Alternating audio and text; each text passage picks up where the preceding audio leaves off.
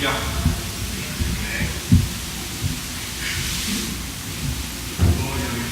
Gloria a Dios.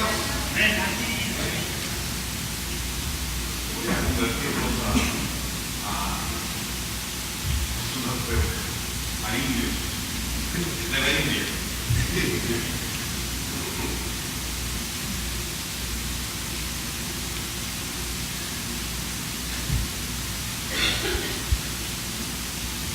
Porque allá, cuando alguien en el púlpito dice aleluya, toda la iglesia contesta aleluya, automático.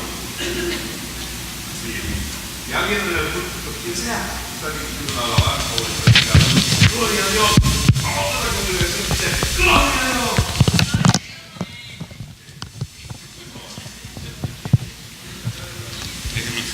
Vamos a empezar de nuevo.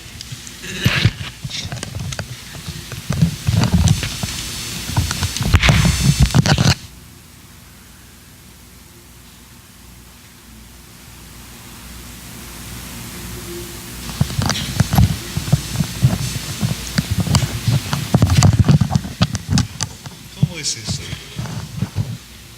Ok. Empecemos de nuevo.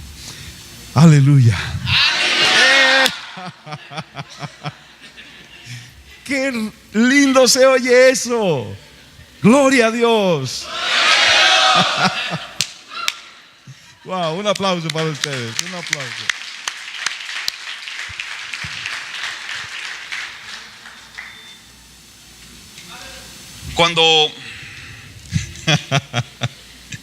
Cuando Juan fue llevado al cielo, vio un trono y en el trono vio a uno sentado, vestido de majestad, vestido de una gloria indescriptible. Del trono salían relámpagos y truenos y voces. Juan vio también a los 24 ancianos. Cada uno tenía una corona de oro sobre su cabeza y ellos se postraban delante del que estaba sentado en el trono, adorándolo y echando sus coronas a sus pies. Vio también 4 seres vivientes que estaban junto al trono, asombrados ante la majestad, la belleza y la gloria del que estaba allí sentado. Dice la escritura en Apocalipsis 4 versículo 8 que no cesaban día y noche de decir: Santo, Santo, Santo es el Dios Todopoderoso, el que era, el que es y el que ha de venir.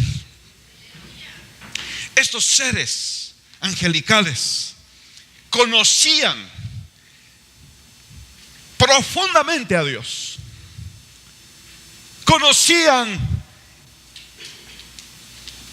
a Dios que es amor, conocían al Dios fiel, conocían al Dios todopoderoso, pero ellos no escogieron ninguno de esas cualidades divinas para exclamar. No dijeron: Dios es amor, Dios es amor, Dios es amor, Dios es todopoderoso, todopoderoso, todopoderoso. Ellos escogieron decir: Dios es santo, santo, santo. En la Biblia, cuando se quiere enfatizar algo, se usa la repetición. Por eso cuando Jesús enseñaba y decía: de cierto, de cierto os digo, lo que él estaba diciendo es: ten cuidado, tomen su cuaderno para anotar, porque lo que voy a decir es muy importante. De cierto les digo. La repetición enfatiza.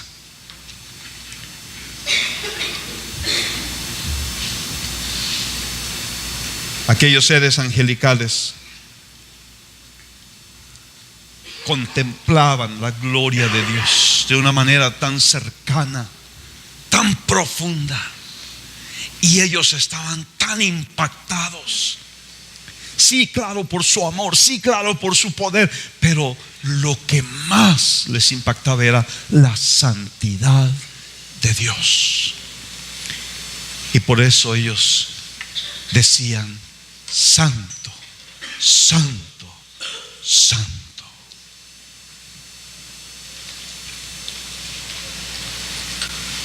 De entre los atributos divinos tenemos nuestros preferidos, ¿no? El que más preferimos, yo creo, es: Dios es amor. Nos encanta saber que Dios nos ama. Amén. Sí. Nos gusta pensar en Dios misericordioso. Oh, si no fuera por su misericordia, habríamos sido fulminados de este planeta hace mucho tiempo. Pero Dios es misericordioso. Qué hermoso. Pero es la santidad la que llevaba a estos seres a declarar y a repetir. Y cuando ellos decían estas palabras: santo, santo, santo, la escritura dice que los 24 ancianos se postraban ante el Señor, diciendo: Señor, digno eres de recibir la gloria y la honra y el poder, porque tú creaste todas las cosas y por tu voluntad existen y fueron creadas. Hermanos, estos seres angelicales, majestuosos, poderosos, no se podían quedar impávidos, indiferentes, cuando ellos contemplaban la hermosura de la santidad de Dios. ¿Cómo podríamos nosotros quedarnos indiferentes, quedarnos apáticos cuando estamos en la presencia de este Dios santo, santo, santo? Cuando Dios se apareció a diferentes personajes en la Biblia, vemos que les causó un impacto tremendo. Cuando se apareció a Moisés en la zarza ardiente, Moisés tuvo que cubrirse su rostro porque tenía temor de ver al Dios maravilloso y santo. Cuando Moisés se apareció a Isaías, él dijo: ay de mí, y sentía que se moría en ese momento. Cuando se apareció a Habacuc, dice que se conmovió y le temblaron los labios y se estremeció ante la presencia de Dios.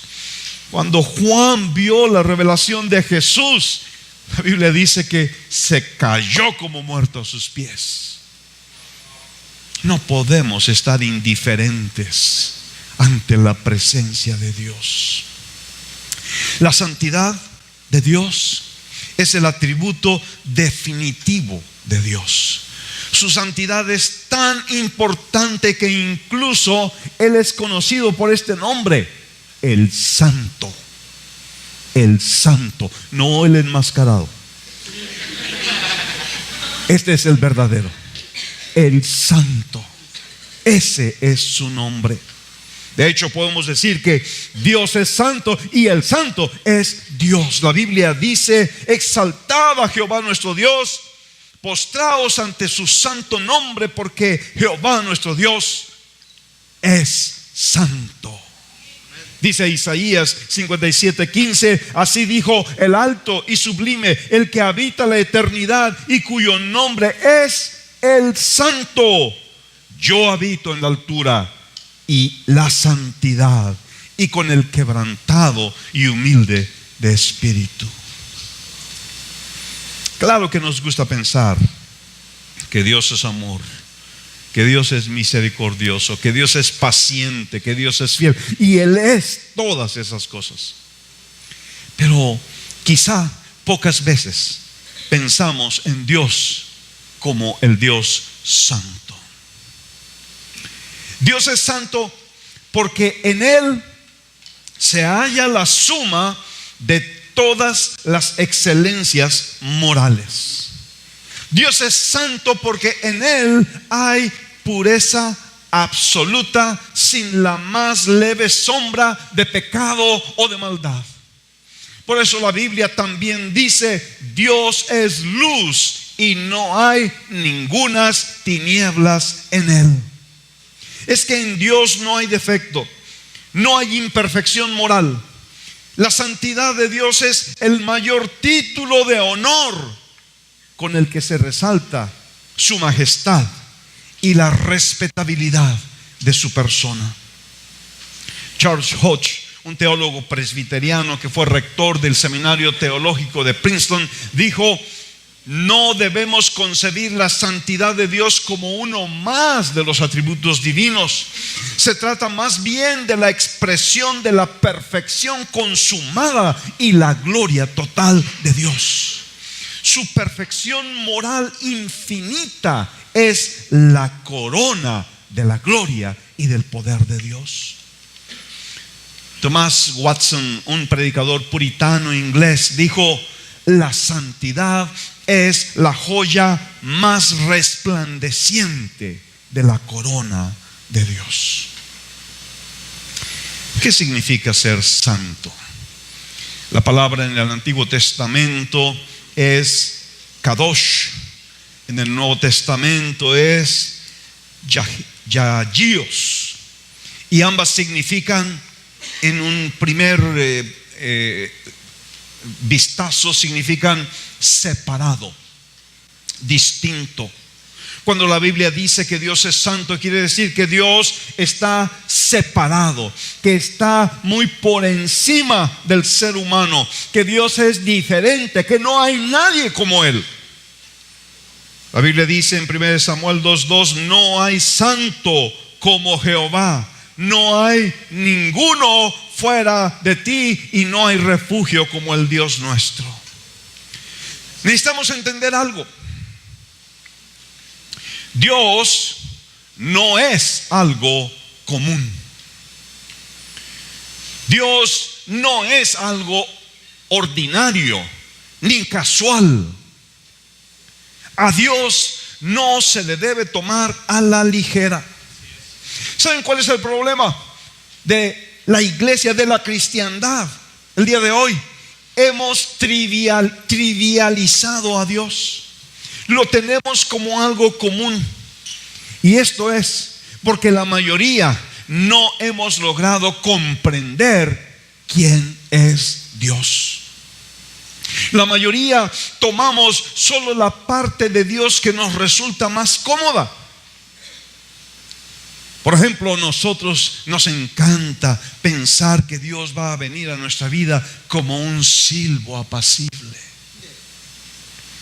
Pero no nos encanta pensar que Dios quiere venir a nuestra vida como un fuego consumidor. ¿Cómo se apareció Dios a Moisés? En una zarza ardiente, con un fuego consumidor.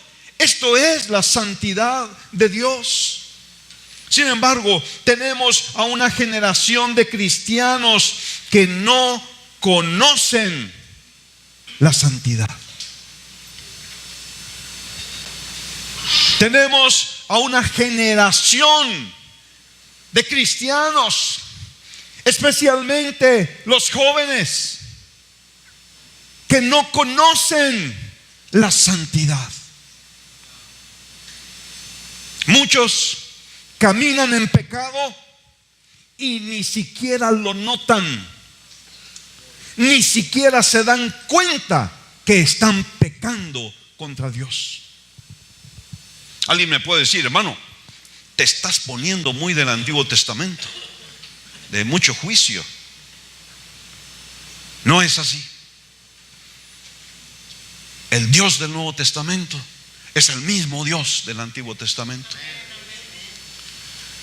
Cuando Jesús llevó a cabo el milagro de la pesca, cuando Pedro y los otros no encontraban peces, y de pronto, siguiendo las instrucciones del Señor, recogen una pesca milagrosa. ¿Qué es lo que hizo Pedro? Pedro dijo: Señor, apártate de mí, porque soy hombre pecador. Hermanos, Esta es la reacción que deberíamos de tener cuando estamos en la presencia de Dios. Al reconocer su santidad, al ver la gloria y la hermosura de su santidad. ¿Qué es lo que necesitamos? Necesitamos conocer al Santo. ¿Cuál fue la última vez que has temblado ante la presencia de Dios? ¿Cuál fue la última vez que tu corazón se ha cimbrado, que tus labios han temblado?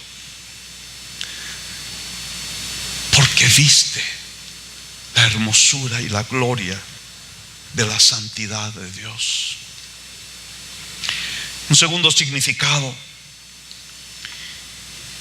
y quizá el más amplio, es que santo significa puro, consagrado, y significa particularmente ser puro moralmente, sin mancha, sin defecto moral. La Biblia dice que Dios es magnífico en santidad. La perfecta santidad de Dios hace que el pecado le resulte intolerable. Él es tan santo, Él es tan puro. Quizá una comparación, pero muy raquítica, sería de una dama, una hermana de la iglesia, que hay muchas aquí así, de que son tan limpias, su casa está inmaculada. Entonces cuando llega alguien cochinón, con los pies sucios, ¡oh! Es un choque. ¡Alto allí! ¡No entres! Es un choque. Dios es perfectamente santo, perfectamente puro, perfectamente limpio, y Él no puede tolerar el pecado. La Biblia dice: Jehová abomina al perverso. Dice la Escritura: abominación son a Jehová los pensamientos del malo. Proverbios dice: 6 cosas aborrece Jehová, y aún 7 abomina su alma: los ojos altivos, la lengua mentirosa, las manos derramadoras de sangre inocente, el corazón que maquina pensamientos inicuos, los pies presurosos para correr al mal, el testigo falso que habla mentiras, y el que siembra discordia entre los hermanos.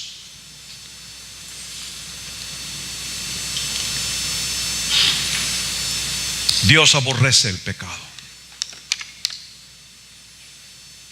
La religiosidad superficial que tiene la mayoría en el mundo cristiano. En México todos somos cristianos, supuestamente. Pero la religiosidad superficial que tiene la mayoría en el mundo cristiano los lleva a pensar en Dios como un anciano complaciente al que no le gusta el pecado, pero lo tolera indulgentemente.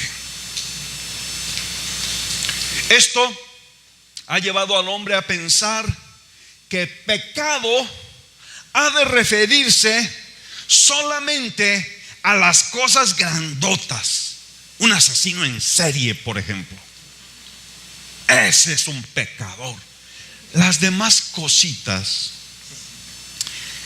se justifican como errores de la juventud, defectos del carácter, incluso se les cataloga como enfermedades.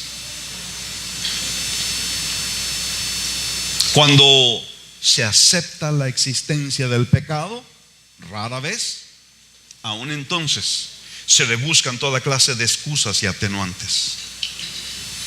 Pero Dios es santo. Y no tolera el pecado, ni siquiera los pecados que nosotros consideramos pequeños. No sé si te ha pasado, pero a veces en la Biblia nos encontramos con juicios fulminantes de Dios en contra del pecado y nos ha resultado exagerado. Piensa en esto. Por un solo pecado, una desobediencia, Dios expulsó a Adán del jardín del Edén. Por un solo pecado, la falta de respeto a su padre, la descendencia de Cam cayó bajo maldición. Por un solo pecado, el enojo que sintió y la frustración que sintió Moisés no pudo entrar a la tierra prometida. Por un solo pecado, la codicia, Giesi quedó leproso. Por un solo pecado, una mentira, Ananías y Zafira cayeron fulminados.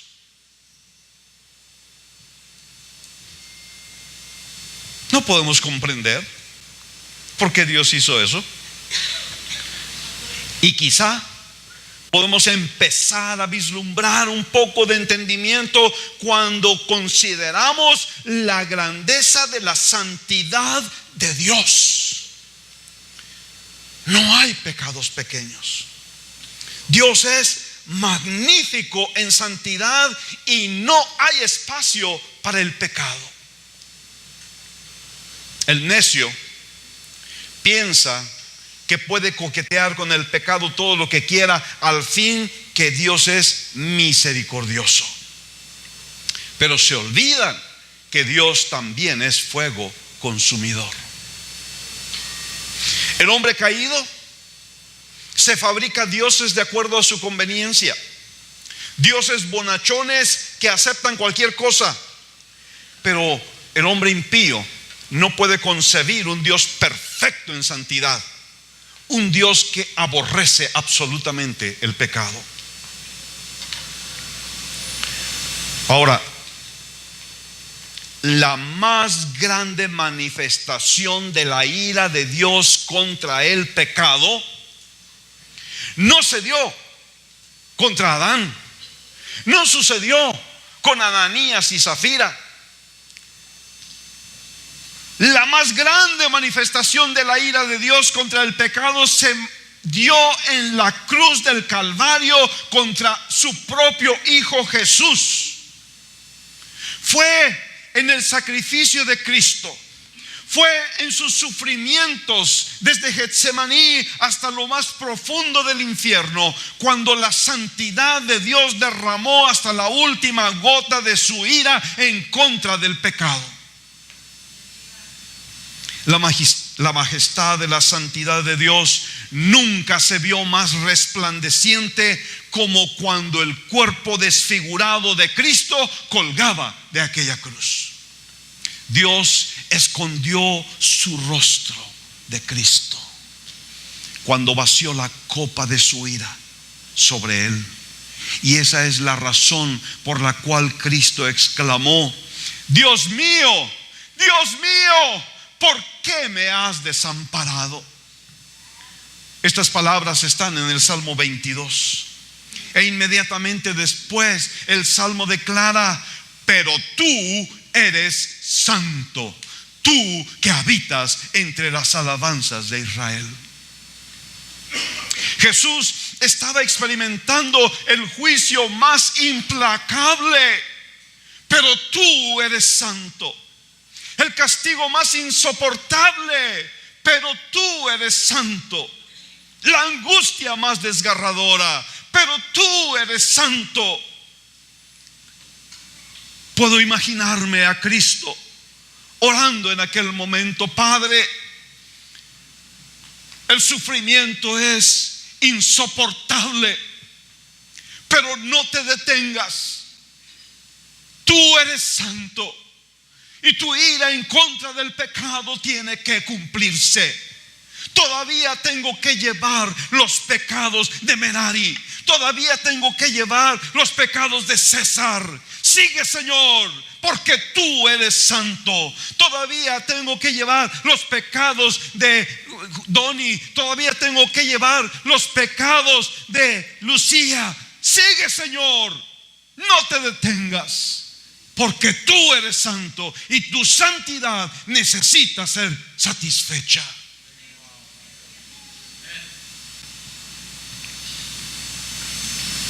Si Dios pudiera revelar esto a nuestro corazón, entonces brotaría de nuestras entrañas una alabanza, una adoración profunda para Dios.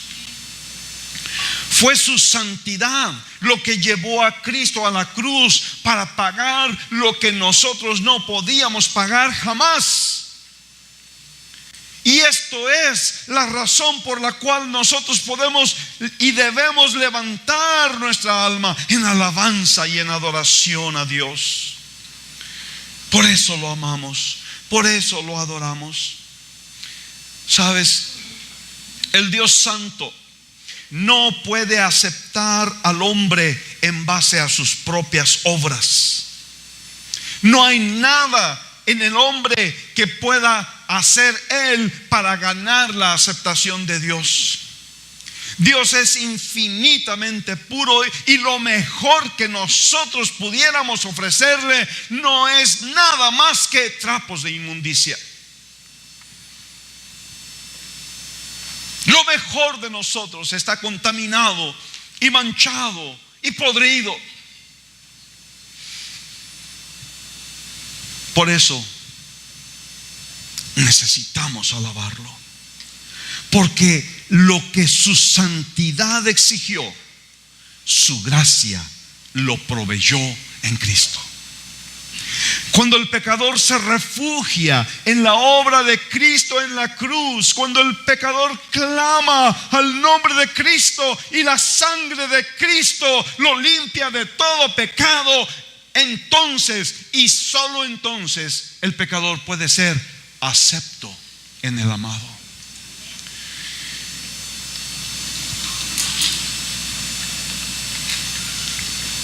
Isaías también tuvo una visión, capítulo 6 de Isaías.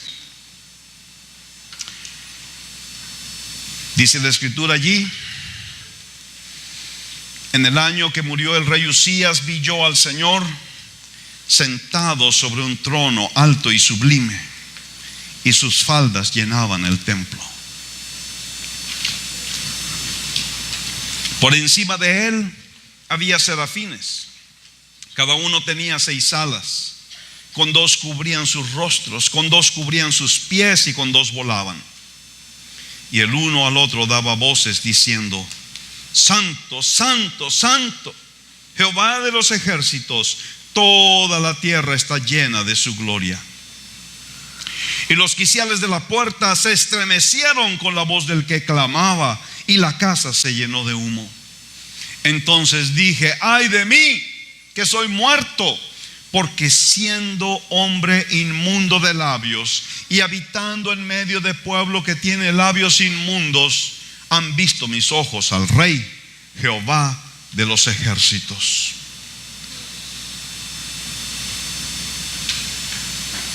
El ministerio del profeta Isaías iba a ser muy difícil.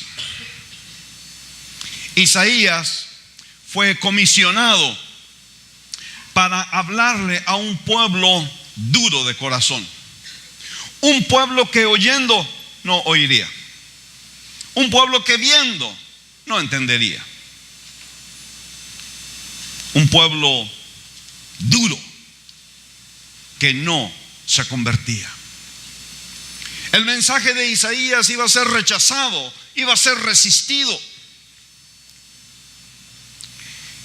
Por eso Dios le dio una visión de su gloria y santidad para prepararlo para su misión. Isaías vio al Señor en una forma muy semejante a como lo vio Juan.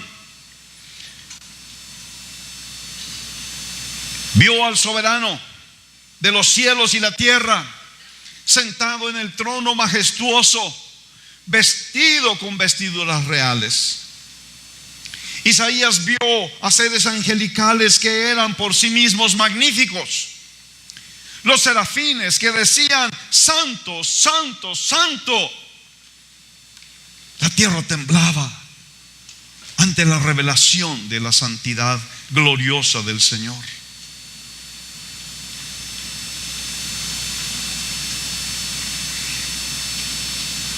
La santidad de Dios es repetida 3 veces, enfatizada, porque Dios es plenamente santo y no hay nadie como Él. Dios es santo en el pasado, en el presente y en el futuro, eternamente santo. Dios es santo en la manifestación del Padre Santo, del Santo Hijo y del Espíritu Santo. Dios es totalmente santo. Normalmente, cuando pensamos en estar en la presencia de Dios, lo que nosotros esperamos es de que su presencia nos llene de paz, de gozo, de esperanza, de bendición. Generalmente buscamos la presencia de Dios para sentirnos bien,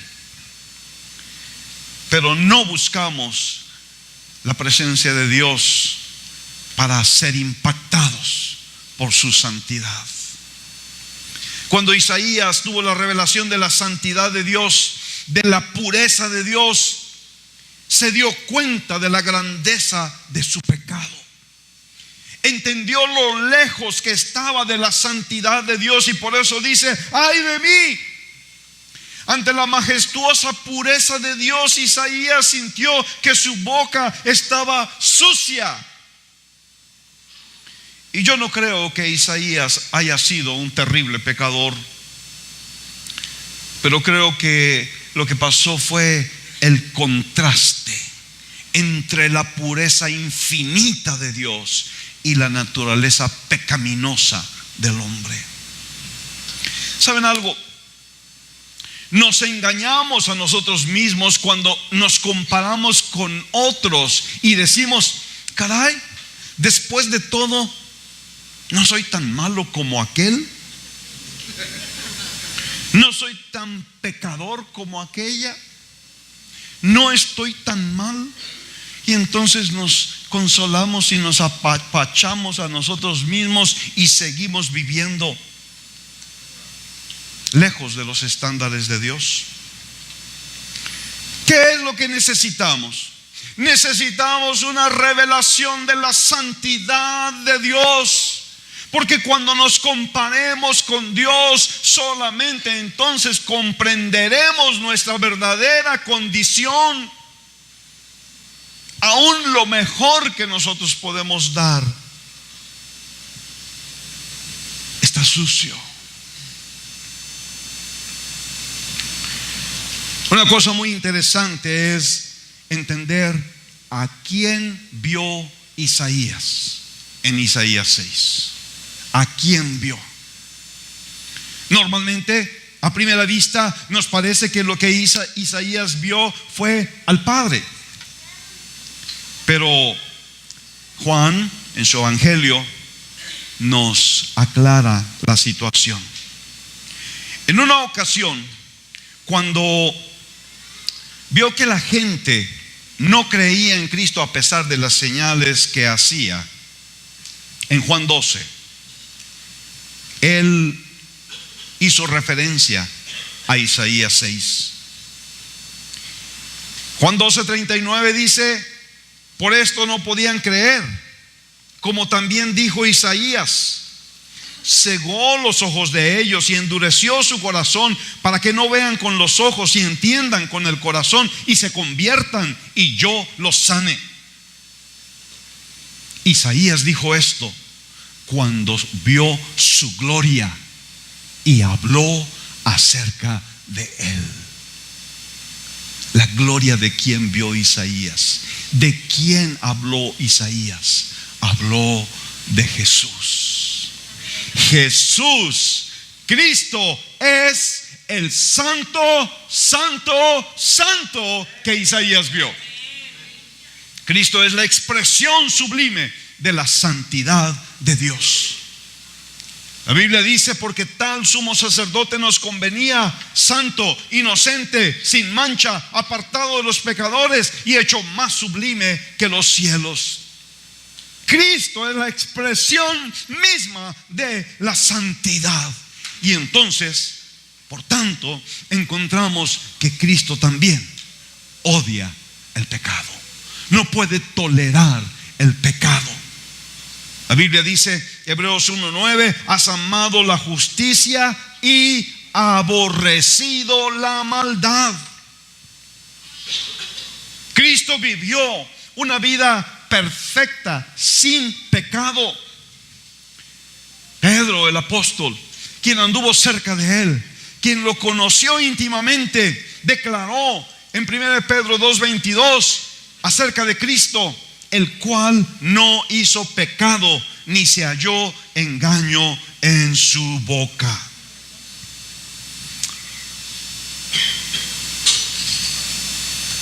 Si estás tomando notas, enseguida te voy a dar una de las claves poderosas por las que Cristo no cayó en la tentación del pecado. Está en Juan 14:30. No hablaré ya mucho con vosotros, dijo el Señor, porque viene el príncipe de este mundo.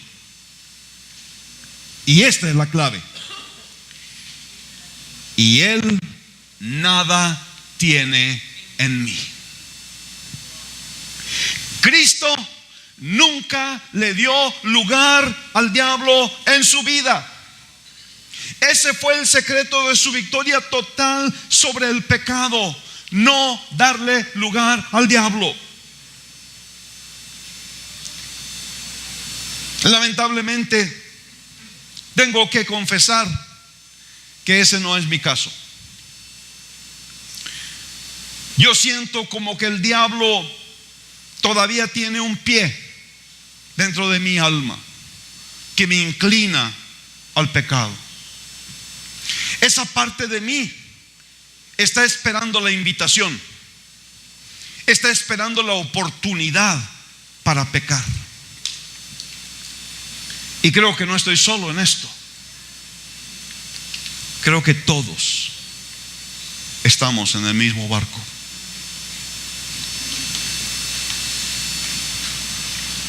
Es difícil resistir la tentación cuando un amigo del mundo nos invita a pecar.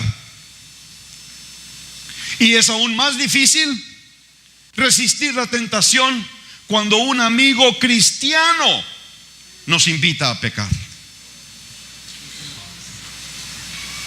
Cuando te vas de vacaciones con un grupo de amigos cristianos y allá lejos, donde piensan que nadie los verá, se comportan como mundanos,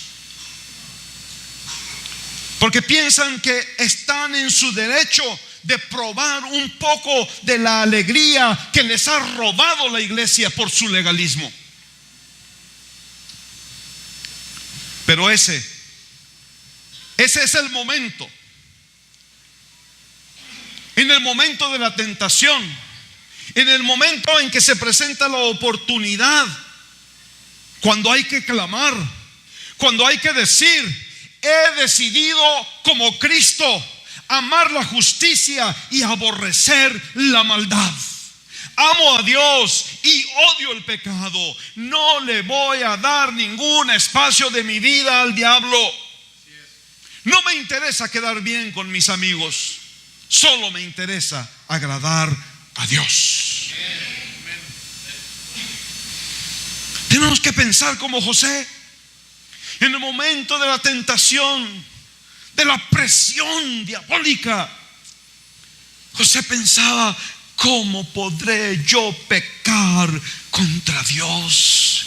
¿Cómo podré yo defraudar al que me amó tanto, que fue a la cruz por mí y soportó la descarga de la ira de Dios contra el pecado sobre sí mismo? Qué importante es que nosotros aprendamos a no darle lugar al diablo. Y eso muchas veces significa no aceptar compañías equivocadas. La Biblia dice: si por motivos humanos, 1 Corintios 15:32, si por motivos humanos luché contra fieras en Éfeso, ¿de qué me aprovecha? Si los muertos no resucitan, comamos y bebamos, que mañana moriremos. No os dejéis engañar. Las malas compañías corrompen las buenas costumbres. Sed sobrios como conviene y dejad de pecar, porque algunos no tienen conocimiento de Dios. Para vergüenza vuestra lo digo. ¿Qué tal si Cristo no resucitó y todo esto del cristianismo es puro cuento? Comamos y bebamos, que mañana moriremos. ¿Qué tal si Dios no existe y no hay juicio final ni ninguna de esas patrañas? Comamos y bebamos, que mañana moriremos. ¿Qué tal si la iglesia está llena de puros hipócritas? La iglesia nada más es negocio del pastor, se lleva las ofrendas. Comamos y bebamos, que mañana moriremos. ¿Y qué? Si hay tantos en el ministerio que se ven muy santos en la iglesia, pero que afuera son tan mundanos como el que más. Comamos y bebamos, que mañana moriremos.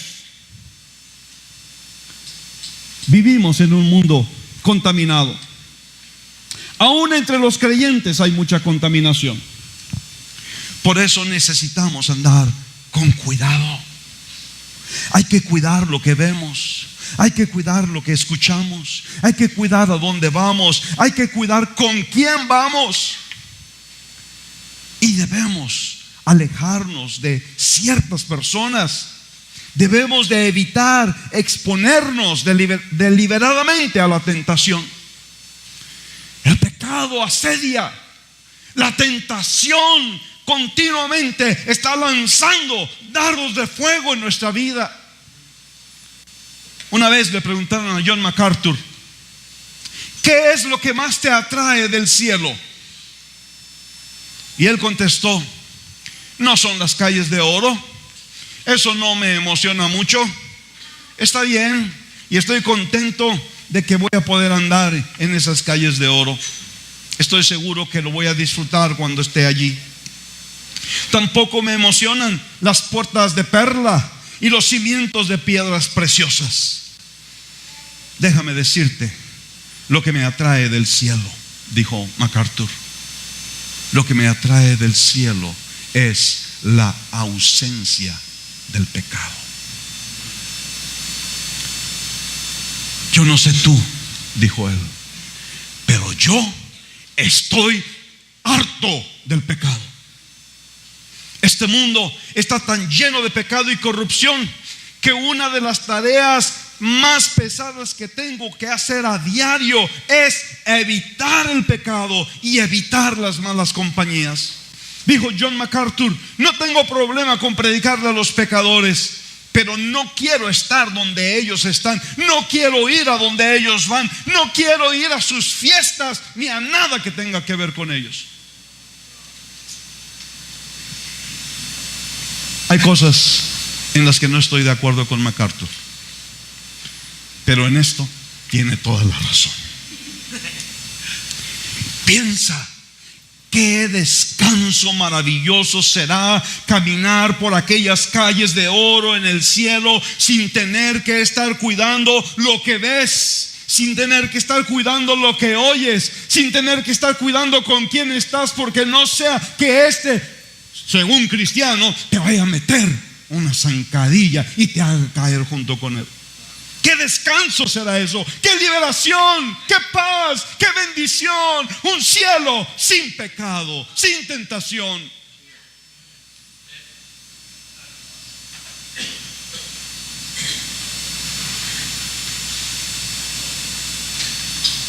Ahora, la santidad de Dios no puede quedarse solo en ser una doctrina muy impresionante o interesante. La santidad de Dios debe ser una revelación en nuestra vida que debe gobernar cómo vivimos. Si queremos ser santos, primero tenemos que ser separados. Tenemos que ser diferentes. Tenemos que apartarnos. Tenemos que atrevernos a ser diferentes. Tú conoces el pasaje 2 Corintios 6: no os unáis en yugo desigual con los incrédulos, porque qué compañerismo tiene la justicia con la injusticia, y qué comunión la luz con las tinieblas, o qué concordia Cristo con Belial, o qué parte el creyente con el incrédulo. ¿Y qué acuerdo hay entre el templo de Dios y los ídolos? Porque vosotros sois el templo del Dios viviente. Como Dios dijo: habitaré y andaré entre ellos y seré su Dios, y ellos serán mi pueblo, por lo cual salid de en medio de ellos y apartaos, dice el Señor, y no toquéis lo inmundo, y yo os recibiré. Esto es lo que significa ser santos. Significa separación, significa apartarse de lo mundano, apartarse de la incredulidad, de la injusticia, de las tinieblas, de lo satánico, de lo idólatra. Hemos sido llamados a ser diferentes. Hemos sido llamados a reflejar el carácter de Dios en un mundo lleno de confusión y manchado por el pecado. Necesitamos tener el valor para ser santos, para ser apartados, para ser separados, para ser diferentes. Y en segundo lugar, si hemos de ser santos como Dios es santo, necesitamos buscar la pureza moral que nos lleve a odiar el pecado. Dios nos llama a participar de su santidad de una manera total. Dice la Escritura: el mismo Dios de paz os santifique por completo, y todo vuestro ser, espíritu y alma y cuerpo sea guardado irreprensible para la venida de nuestro Señor Jesucristo. La santidad de Dios nos debe de impulsar a vivir una vida de santidad personal. Hay un pasaje muy importante en 1 Pedro capítulo 1 versículo 14, si tú quieres abrir tu Biblia. Como hijos obedientes, no os conforméis a los deseos que antes teníais estando en vuestra ignorancia, sino como aquel que os llamó es santo, sed también vosotros santos en toda vuestra manera de vivir. Porque escrito está: sed santos, porque yo soy santo. Dios no nos manda ser omnipotentes, no nos manda ser omniscientes, no nos manda hacer otras cosas. Dios nos manda ser santos. Y ser santos en toda nuestra manera de vivir. Esto significa buscar una pureza moral, una limpieza de nuestro corazón y de nuestro pensamiento, una limpieza de nuestras acciones y de nuestras palabras. Total.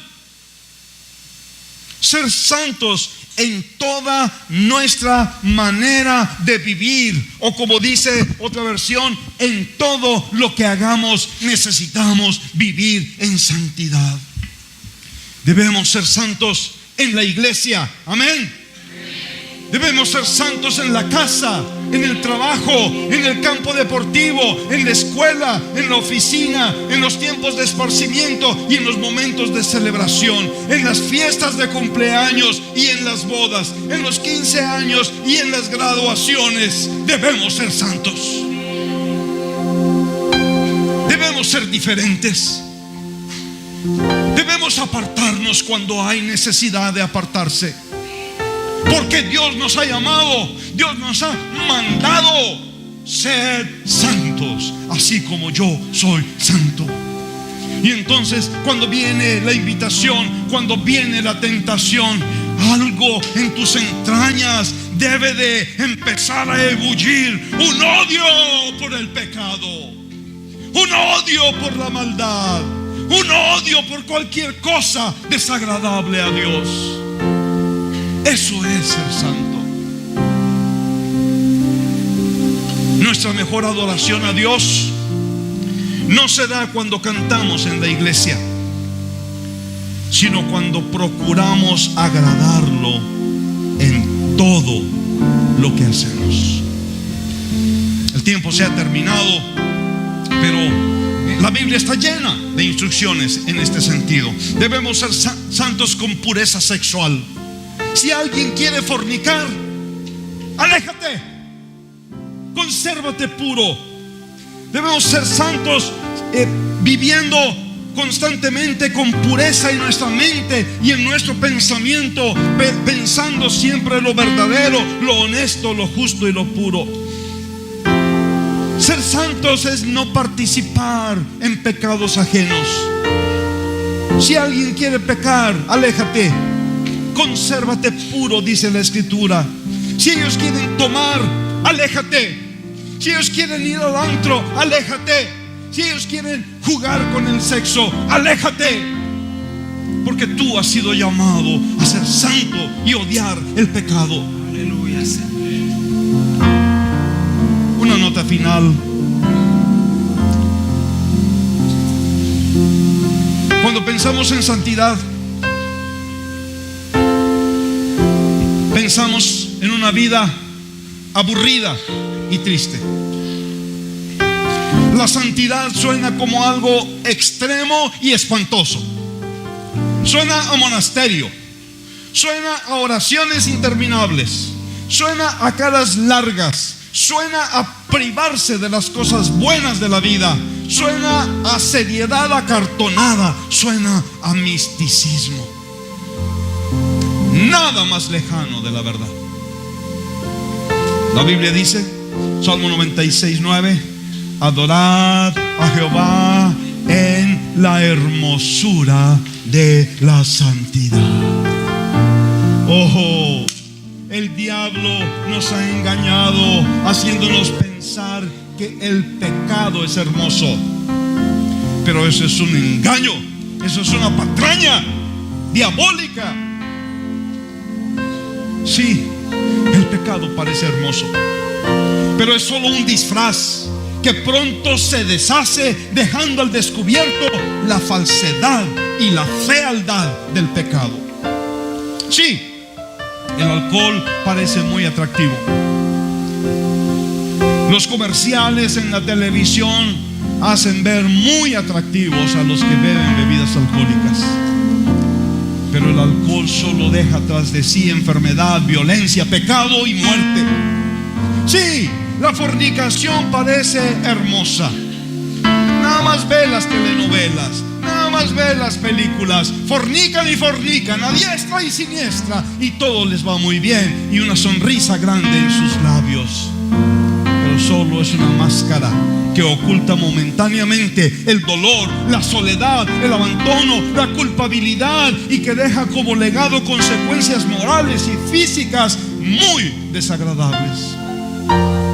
Si buscas verdadera hermosura, solo la vas a encontrar en la santidad, en la hermosura de la santidad. Cuando te casas,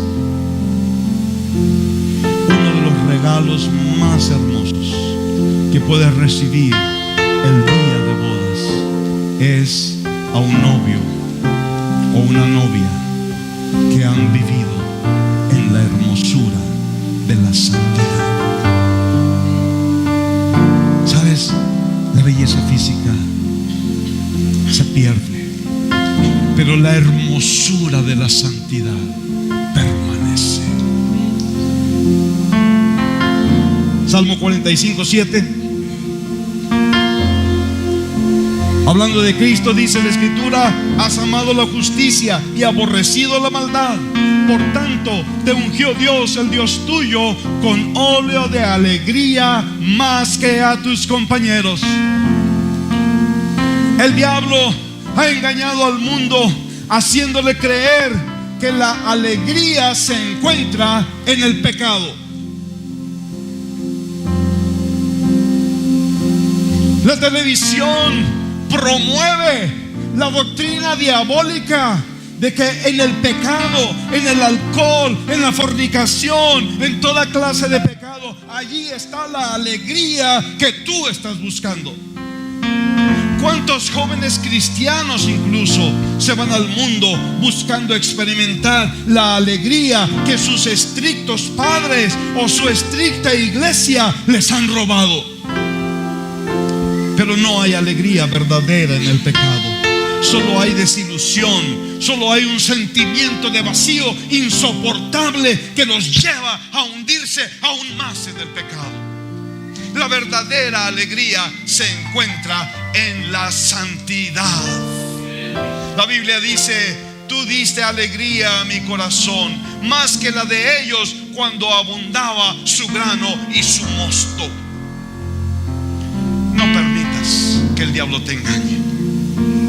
No permitas que el diablo te robe las cosas más hermosas y los gozos más profundos y verdaderos que él tiene para ti. Aquí está el secreto de la belleza. Aquí está el secreto del gozo verdadero y